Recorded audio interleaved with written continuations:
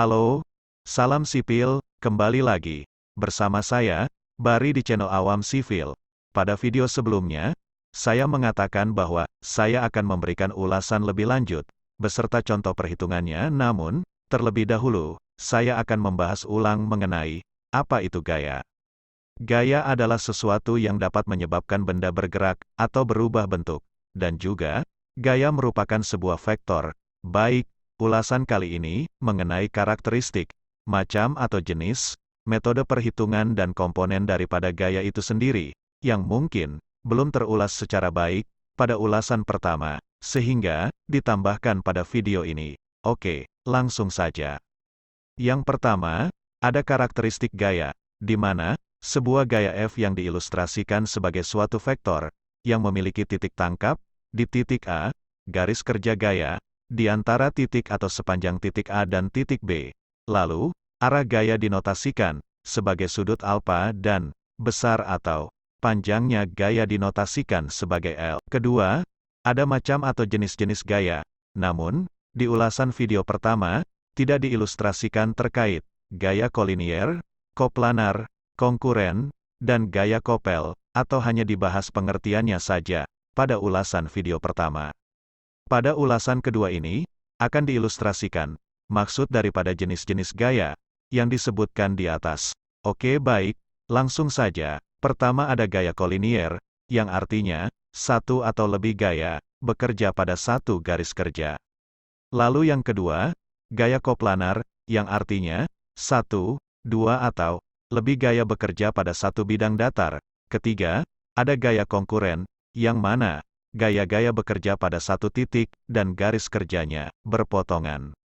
Yang keempat atau terakhir, ada gaya kopel, yang mana dua buah gaya bekerja pada dua titik tangkap, yang segaris namun berlawanan arah dan sama besar. Atas uraian di atas, atau ulasan mengenai jenis-jenis gaya, maka selanjutnya akan dibahas mengenai penjumlahan dari beberapa gaya menjadi interpretasi total, atau yang dikenal sebagai gaya total pengganti yang dikenal sebagai resultan gaya, dan metode dalam mencari resultan gaya, diterangkan sebagai berikut. Dalam mencari penjumlahan gaya-gaya atau resultan gaya dari beberapa vektor gaya, maka dapat digunakan tiga metode.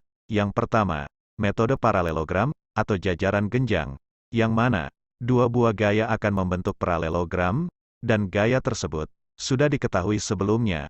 Lalu, untuk menghubungkan dua gaya dimaksud adalah dengan membentuk suatu garis resultan, lalu dibuat garis putus-putus yang dihubungkan antara gaya F1, gaya F3 dan resultan R, sehingga nantinya membentuk paralelogram.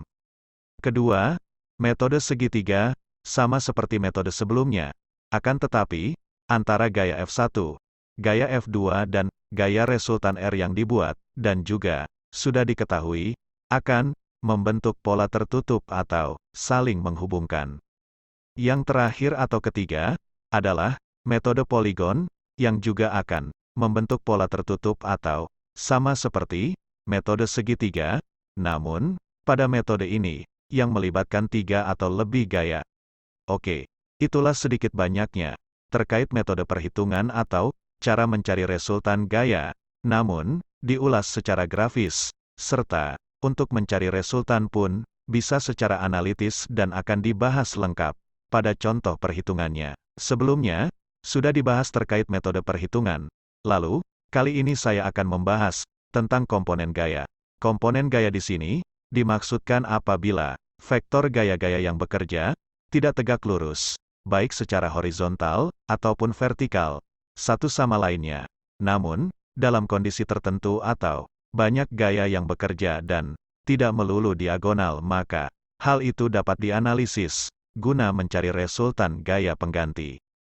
Dan apabila vektor gaya yang bekerja adalah sembarang arah, dalam artian memiliki sudut, maka dapat disederhanakan untuk mencari berapa besar gaya-gaya terhadap sumbu X dan Y, seperti ditunjukkan pada tampilan ini.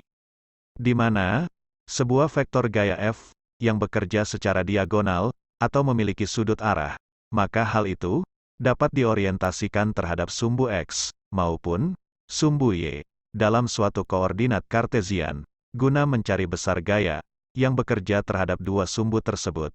Namun, jika vektor gaya yang bekerja lebih dari satu dalam arah sembarang, maka harus dicari resultan, arah, dan titik tangkap resultan sebagai pengganti gaya-gaya tersebut, dan hasilnya dituangkan dalam sebuah gambar. Oke, itu terkait komponen gaya. Selanjutnya, akan dibahas mengenai contoh perhitungannya. Namun, sebelumnya, akan disampaikan mengenai prosedur penyelesaiannya. Baik, saat ini, saya masuk dalam bahasan prosedur penyelesaian, dan ada dua prosedur penyelesaian yang akan dibahas dalam mencari gaya-gaya, yakni penyelesaian secara grafis dan analitis. Yang pertama, penyelesaian secara grafis sebagai berikut. 1. Tentukan skala gaya, misalnya 1 cm sama dengan 1 ton atau 1000 kg. 2. Gambarkan gaya-gaya menggunakan skala gaya yang sudah ditentukan. 3. Pola tergambar bisa berupa segitiga, jajaran genjang dan segi banyak. Kesemuanya bergantung pada banyaknya gaya yang bekerja. 4.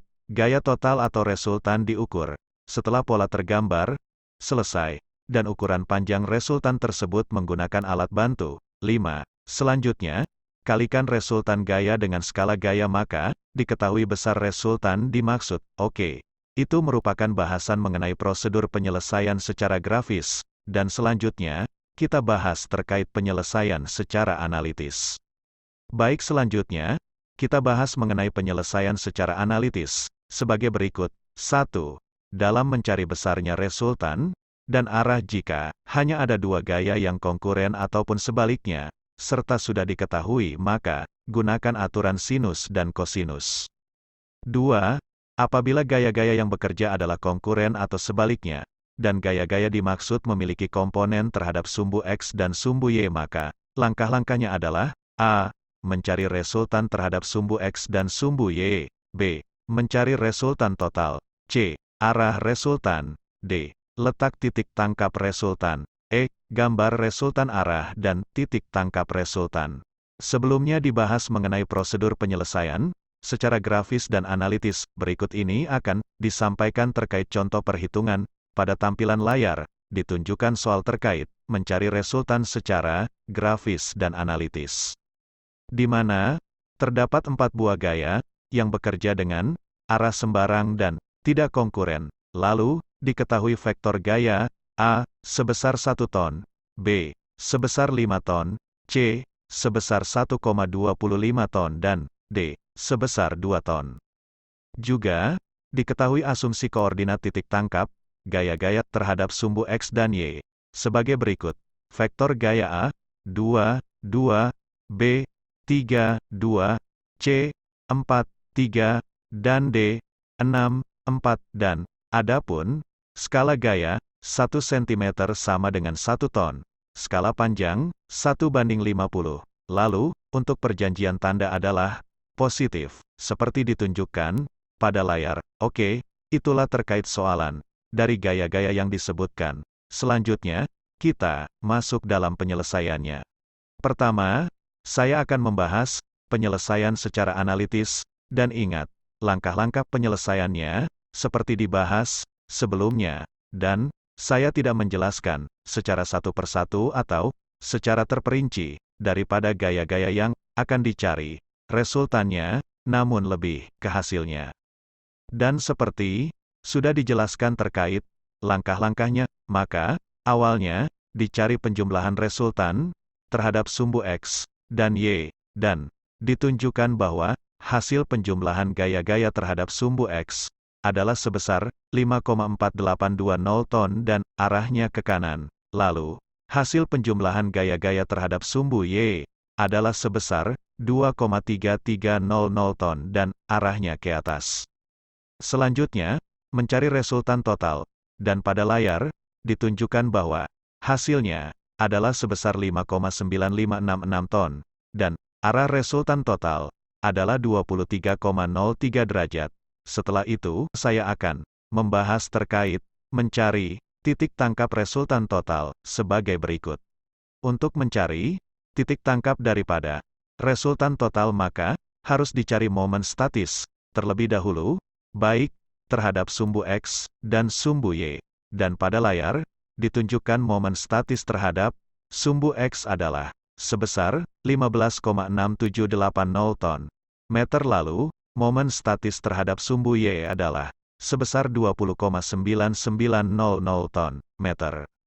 Atas hasil momen statis baik terhadap sumbu X dan sumbu Y, selanjutnya dicari titik tangkap resultan total terhadap sumbu-sumbu tersebut, dan hasilnya seperti pada layar, di mana titik tangkap koordinat X adalah 9,0086 meter lari dari titik 0 koordinat, atau dibulatkan menjadi 9,00 meter lari. Lalu, titik tangkap koordinat Y adalah 2,8599 meter lari dari titik 0 koordinat, atau dibulatkan menjadi 3,00 meter lari. Demikian, terkait mencari titik tangkap daripada resultan total. Selanjutnya, akan dituangkan hasil-hasil perhitungan dalam sebuah gambar atau grafis sebagai berikut. Atas hasil perhitungan atau dalam mencari resultan, arah, dan titik tangkap resultan ditunjukkan pada tampilan layar, dan gaya-gaya yang bekerja digambar dalam koordinat Kartesian, di mana vektor gaya A bekerja di koordinat 2, 2 dengan arah tegak lurus, sumbu X vektor gaya B 3, 2 dengan arah 60 derajat, vektor gaya C 4, 3 dengan arah tegak lurus, sumbu Y, dan vektor gaya D 6, 4 dengan arah 30 derajat. Lalu, resultan total bekerja di koordinat 9, 3 dengan arah 32,03 derajat. Baik, itulah penyelesaian secara analitis. Kemudian akan dibahas mengenai penyelesaian secara grafis sebagai berikut, dan apabila dari ulasan yang dibahas terkait penyelesaian secara analitis kurang, maka tinggalkan pertanyaan di kolom komentar. Semoga penjelasan terkait penyelesaian secara analitis dapat membantu Anda yang membutuhkan. Untuk penyelesaian secara grafis adalah dengan membentuk sebuah pola, baik pola segitiga, jajaran genjang atau poligon, atas gaya-gaya yang telah disebutkan sebelumnya, dan juga sudah dibahas mengenai penyelesaian secara analitis. Dan kali ini akan dibahas mengenai penyelesaian secara grafis daripada gaya-gaya yang disebutkan sebelumnya. Pada layar ditunjukkan pola tergambar dari vektor gaya A, vektor gaya B, vektor gaya C, dan vektor gaya D, di mana gaya-gaya tersebut tergambar pola poligon tertutup, dan polanya digambar menggunakan bantuan software AutoCAD, sehingga mengurangi kesalahan penggambaran dan bacaan hasil. Dan hasil resultan total dari cara grafis atau yang tergambar adalah sebesar 5,9677 ton. Baik, cara pertama, kedua, dan ketiga. Lalu terdapat perbedaan hasil antara penyelesaian secara grafis dan analitis adalah sebesar 0,17%. Kenapa hasil keduanya berbeda? Salah satu penyebabnya adalah pada penyelesaian secara analitis terkait hasil perhitungannya hanya diambil 4 angka di belakang koma, atau seharusnya konsisten dalam pembulatan daripada suatu hasil yang desimal. Ini juga pentingnya pembulatan, sehingga nilai didapat adalah sama atau mendekati nilai yang dirasa cukup mewakili dari kedua penyelesaian dimaksud. Oke, itulah ulasan mengenai penyelesaian secara grafis. Semoga cukup membantu untuk bahasan secara grafis. Baik, sekian ulasan kali ini, semoga dapat membantu, dan juga nantikan bahasan-bahasan selanjutnya, serta jangan lupa untuk dukung channel ini. Terima kasih.